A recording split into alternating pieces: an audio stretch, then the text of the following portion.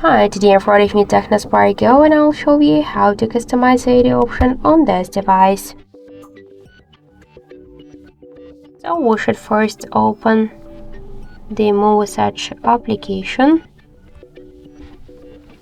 In AD section, select one from the available tabs which you like, apply them. You could switch here the backgrounds just by swipe to the up or to the down.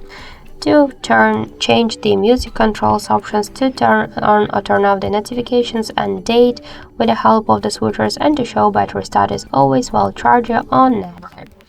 Let's go back, switch your AD to the settings and tap the always on display. Here you'll see show on screen always while charging on music.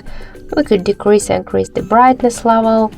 To change the AD timeout, low power after timeout, change the screen orientation, to close it by double or single tap on the lock screen, to close it on fingerprint on screen off, to set the shuttle, the start, the on time, to use it in a pocket mode, and to disable this option during the calls. So that's it, that's how to customize any option on our Tecno Spark Go. Thank you for watching, and if you like this video, leave thumbs up and subscribe.